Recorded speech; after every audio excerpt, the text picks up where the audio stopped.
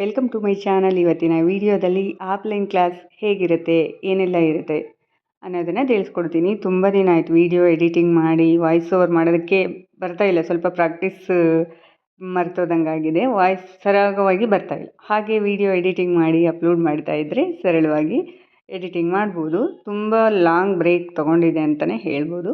ಅಂದರೆ ಯೂಟ್ಯೂಬಲ್ಲಿ shorts videos ಎಲ್ಲ ಹಾಕ್ತಾಯಿದ್ದೆ, ದೊಡ್ಡ ವೀಡಿಯೋಸ್ ಹಾಕ್ತಾ ಇರಲಿಲ್ಲ. ನನಗೋಸ್ಕರ ನಾನು ಸ್ವಲ್ಪ ಟೈಮ್ ತೊಗೊಂಡಿದ್ದೆ. ನಿಮಗೆ ಗೊತ್ತಿದೆ, ಪ್ರತಿಯೊಂದು ಅಪ್ಡೇಟ್ ಕೊಟ್ಟಿದ್ದೀನಿ ನಾನು. ನನ್ನ ಲೈಫಲ್ಲಿ ಏನೆಲ್ಲ ನಡೀತು, ಏನೆಲ್ಲ ನಡೀತಾ ಇದೆ ಅಂತ. ಇರಲಿ, ಅದೆಲ್ಲ ಪಕ್ಕಕ್ಕೆ ಇಟ್ಬಿಡೋಣ. ಕಷ್ಟ, ಸುಖ, ನೋವು, ನಲಿವು ಎಲ್ಲ ಪ್ರತಿಯೊಬ್ಬ ಮನುಷ್ಯನಿಗಿದ್ದೇ ಇರುತ್ತೆ. ಕೆಲವರಿಗೆ ಕಾಣಿಸುತ್ತೆ, ಕೆಲವರಿಗೆ ಕಾಣಿಸಲ್ಲ. ಅದೆಲ್ಲ ಇರಲಿ. ನನ್ನ ಆಫ್ಲೈನ್ ಕ್ಲಾಸಲ್ಲಿ ಏನೆಲ್ಲ ಇರುತ್ತೆ ನೋಡೋಣ. ಇವರು 4ನೇಯವರು. ಟೈಲರಿಂಗ್ ಶಾಪ್ ಓಪನ್ ಮಾಡಿದ ಮೇಲೆ 4ನೇಯವರು. ಮೊದಲನೇವರು ಮಾಲಾ, 2ನೇಯವರು ಸುಧಾ, 3ನೇಯವರು ಅಶ್ವಿನಿ, 4ನೇಯವರು ಸರು ಅಂತ. ಇವರು 3ನೇ ದಿನ ಇವತ್ತು ಕ್ಲಾಸ್ ಇವ್ರಿಗೆ ಇರುವಂಥದ್ದು.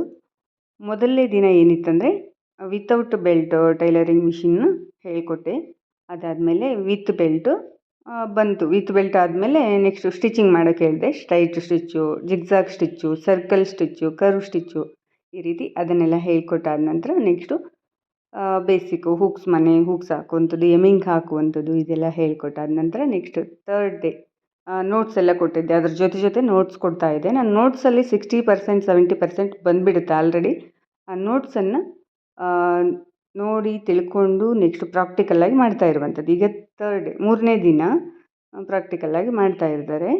ನೋಡ್ತಾ ಇರ್ಬೋದು ಯಾವ ರೀತಿ ಅವರು ಮಾರ್ಕಿಂಗ್ ಮಾಡ್ತಾ ಇದ್ದಾರೆ ಅಂತ. ನಾನು ತೋರಿಸ್ಕೊಟ್ಟೆ ಮೊದಲು ಪ್ರಾಕ್ಟಿಕಲ್ಲಾಗಿ ಹೇಗೆ ಮಾಡೋದು ಅಂತ.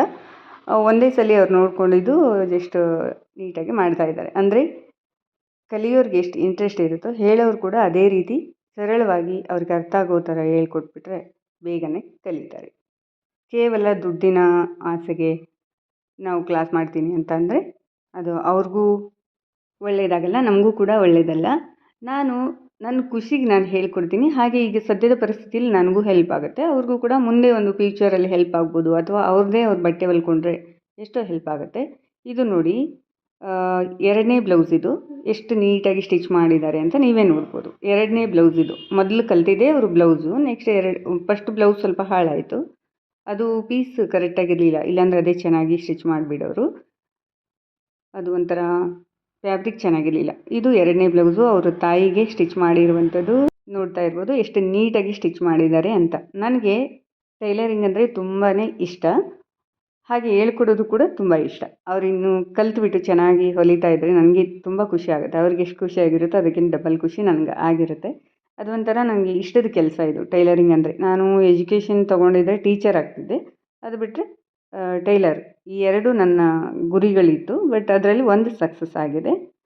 2ನೇದು ಕೂಡ ಸಕ್ಸಸ್ ಆಗ್ತಿತ್ತು. ಬಟ್ ಮಧ್ಯದಲ್ಲಿ ಏನೋ ಹಾಗೆ ಹೀಗೆ ಆಗಿ ಟೈಲರಿಂಗ್ ಮಾಡ್ತಾಯಿದ್ದೀನಿ. ಬಟ್ ತುಂಬ ಚೆನ್ನಾಗಿ ಸ್ಟಿಚ್ ಮಾಡಿದರು. 1 ತಿಂಗಳು ಟ್ರೈನಿಂಗ್ ತೊಗೊಂಡಿದ್ರು ಇವರು. 1 ತಿಂಗಳಲ್ಲಿ ಬ್ಲೌಸ್ ಕಲಿತರು, ನೆಕ್ಸ್ಟು ಡ್ರೆಸ್ಗಳು ಕಲಿತರು. ಈಗ ನೋಡಿ ಶಾರ್ಟ್ ಟಾಪನ್ನು ಸ್ಟಿಚ್ ಮಾಡಿಕೊಂಡು ವೇರ್ ಮಾಡಿದ್ದಾರೆ. ವೇರ್ ಮಾಡಿ ತೋರಿಸ್ತಾ ಇದ್ದಾರೆ, ನೋಡ್ತಾ ಇರ್ಬೋದು. ಬ್ಯಾಕ್ ಸೈಡ್ ಈ ರೀತಿ ಇದೆ. ಅದಾದಮೇಲೆ ಅಂಬ್ರೆಲಾ ಡ್ರೆಸ್ಸು ಸ್ಟಿಚ್ ಮಾಡಿಕೊಂಡ್ರು. ಅದಾದಮೇಲೆ ನಾರ್ಮಲ್ ಟಾಪು ಮತ್ತು ಪ್ಯಾಂಟ್. ಬ್ಲೌಸ್ ಕಲ್ತ್ಬಿಟ್ರೆ ಆಲ್ಮೋಸ್ಟು ಎಲ್ಲ ಥರದ ಐಡಿಯಾಸೂ ಬರುತ್ತೆ. ಆಮೇಲೆ ನೋಟ್ಸ್ ಇದೆ, ನಾನು ಫಾರ್ಮುಲಾ ಪ್ರಕಾರ ನೀಟಾಗಿ ನೋಟ್ಸ್ ಮಾಡಿದ್ದೀನಿ 20 ವರ್ಷದ ಎಕ್ಸ್ಪೀರಿಯೆನ್ಸಿಂದ. ನಿಮಗೂ ಬೇಕಂದರೆ ತೊಗೊಳ್ಳಿ, ಪೇ ಮಾಡಬೇಕಾಗುತ್ತೆ. ನೋಡಿದ್ರಲ್ಲ ಫ್ರೆಂಡ್ಸ್, ಇದಾಗಿತ್ತು ಇವತ್ತಿನ ವಿಡಿಯೋ. ಇಷ್ಟ ಆಗಿದರೆ ಲೈಕ್ ಮಾಡಿ, ಯೂಸ್ಫುಲ್ ಅನಿಸಿದರೆ ಫ್ರೆಂಡ್ಸ್ ಆ್ಯಂಡ್ ಫ್ಯಾಮಿಲಿಗೆ ಶೇರ್ ಮಾಡಿ. ಹಾಗೆ ಅನಿಸಿಕೆ ಅಭಿಪ್ರಾಯಗಳನ್ನು ಕಮೆಂಟ್ ಮಾಡಿ ತಿಳಿಸಿ. ಸಿಗೋಣ ನೆಕ್ಸ್ಟ್ ವಿಡಿಯೋದಲ್ಲಿ. ನಮಸ್ಕಾರ.